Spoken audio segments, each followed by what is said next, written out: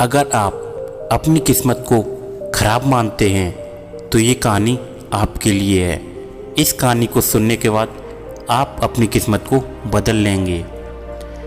एक बार की बात है, महात्मा बुद्ध के शिष्य आनंद कहीं जा रहे थे। रास्ते में उन्होंने देखा कि एक व्यक्ति एक चट्टान पर बैठा रो रहा है। वे उसके पास गए और बोले, क्या बात है वत्स, तुम कौन हो और क्यों रो रहे हो? आनंद की बात सुनकर उस व्यक्ति की सिसकियां कम होने लगीं। वह अपने आंसू पोंछते हुए बोला, मैं पास के गांव में रहने वाला ही एक बदनसीब व्यापारी हूँ। मैं जो भी काम करता हूँ वह बिगड़ जाता है। व्यापार के चक्कर में मैंने अपनी पत्नी के गहने गंवा दिए। मैंने अपने परिवार को भी खो दिया। यहाँ तक कि मेरा घर भी गिरवी रखा हुआ है। मुझे तो लगता है कि मैं किसी काम का नहीं हूँ। मेरी किस्मत ही खराब है। उसकी बात सुनकर आनंद बोले, तुमसे किसने कहा वत्स कि तुम्हारी किस्मत खराब है? जरा मैं भी तो जानूं कि तुम्हारी किस्मत में क्या खराबी है। वह व्यक्ति बोला, पहले मैं खेती करता था, पर हर साल उसमें घाटा होता था। कभी सूखा पड़ जाता था तो कभी ज़्यादा बारिश के कारण फसल बर्बाद हो जाती। इससे परेशान होकर मैंने व्यापार करने का निर्णय लिया। मैंने पत्नी के गहने बेचकर अपना व्यापार शुरू किया, लेकिन मेरा व्यापार नहीं चला। शुरू में परिवार वालों ने मेरा साथ दिया, लेकिन जैसे जैसे मुझे नुकसान होने लगा, मेरे परिवार वाले भी मुझसे दूर हो गए। मैं यह सब उनके लिए ही कर रहा था, लेकिन अब वे लोग मुझे देखकर नज़रें फेर लेते हैं और मुझे ही मेरे परिवार की दुर्दशा का जिम्मेदार ठहराते हैं। उस व्यक्ति ने एक लंबी सांस ली और फिर बोला, मेरा एक मित्र है, उसने भी मेरे साथ अपना व्यापार शुरू किया था। उसका व्यापार अच्छा चल रहा है। वह व्यक्ति जब भी मेरे घर आता है तो अपनी सफलता की कहानियाँ सुनाता है। उसकी बातें सुनकर मेरे घर वाले भी कहते हैं कि उसे देख और कुछ सीख। हमें तो लगता है कि तेरे बस का कुछ भी नहीं है। उन लोगों की बातें सुनकर अब तो मुझे भी लगने लगा है कि शायद मेरे बस का कुछ भी नहीं है। अब तो मुझे अपना ही जीवन व्यर्थ लगने लगा है। मेरे मन में ख्याल आता है कि अपना जीवन समाप्त कर लूं। मैं यहाँ आया भी इसी इरादे से था, लेकिन हिम्मत नहीं कर पाया, इसलिए यहाँ एकांत में बैठा हुआ रो रहा था। आनंद बोले, तो ये बात है।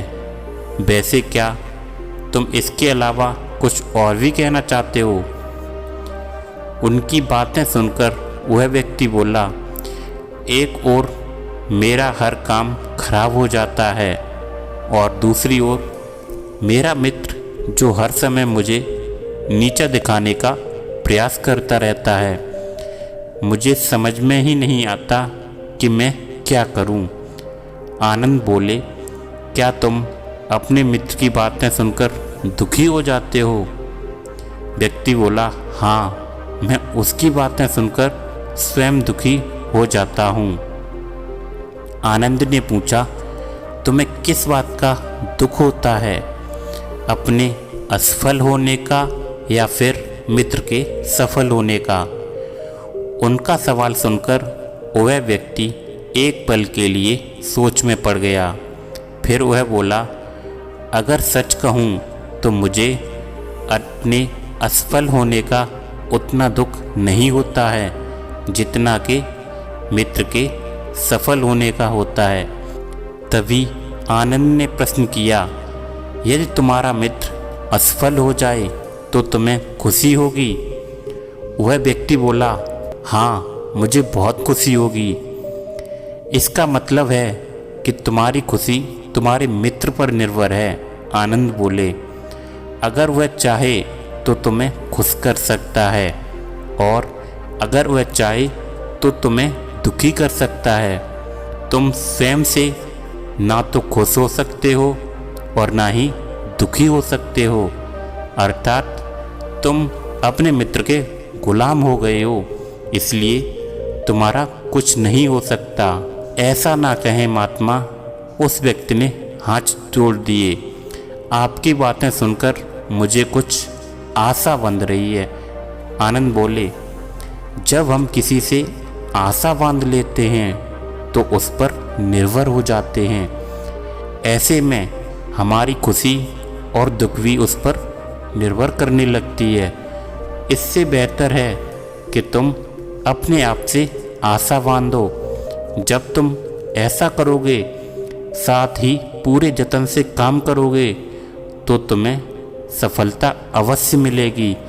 यह कहते हुए आनंद ने एक पल के लिए उस व्यक्ति की ओर देखा, फिर अपनी बात आगे बढ़ाई और बोले, तुम्हें लगता है कि तुम्हारा मित्र तुम्हें दुखी करने आता है, लेकिन विचार करो तो वह बातें तो सच्ची ही करता है।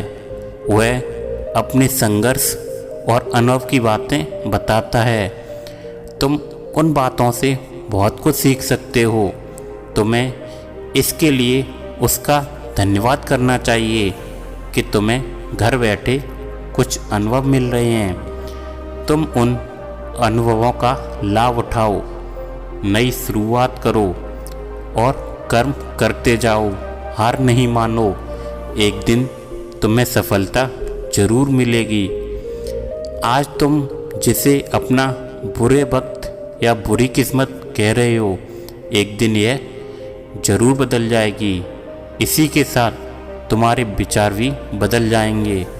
और देखना, जब तुम्हारा अच्छा वक्त शुरू होगा, तब तुम्हारा मित्र ही तुम्हें अपनी सफलताओं की कहानियाँ नहीं सुनाएगा, तब वह अपनी असफलताओं की बातें बताएगा, ताकि तुम उसकी बातें सुनकर भ्रमित हो जाओ, तुम्हारा आत्मविश्वास हिल जाए और तुम गलत निर्णय ले सको।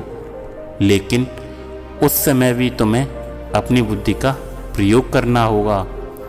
तुम्हारा मित्र जैसे आज तुम्हें दुखी करने आता है, उसी तरह उस समय भी वह तुम्हें दुखी करने आएगा, क्योंकि जिस तरह उसे तुम्हें दुखी देखकर मज़ा आता है, उसी तरह उसे भी तुम्हें दुखी देखने में उतना ही मज़ा आता है। फिर वह व्यक्ति बोला, आपने सही कहा, लेकिन मेरा सबसे बड़ा दुख ये है कि मेरे परिवार के लोग इसमें शामिल हैं। वास्तव में मैं तो अपने परिवार के लिए ही अच्छा करना चाहता था, लेकिन वे लोग भी मेरी बात नहीं समझ रहे हैं। वे भी मुझे गलत कहते हैं और अब मेरे साथ भी नहीं हैं। आनंद बोले, मैं सब समझ गया, तुम सांत्वना चाहते हो। वास्तव में इस दुनिया में सभी लोग सांत्वना चाहते हैं। हम चाहते हैं कि हम जब भी कुछ करें तो लोग हमारी प्रशंसा करें, लेकिन आमतौर पर ऐसा नहीं होता है, इसलिए हम दुखी हो जाते हैं। हमें लगता है कि हमारे परिवार, मित्र सब मतलबी हैं, लेकिन तुम अगर किसी को अपना परिवार मानते हो और उसके लिए कुछ करना भी चाहते हो, तो तुम्हें ऐसा क्यों लगता है कि तुम दूसरों के लिए कुछ कर रहे हो?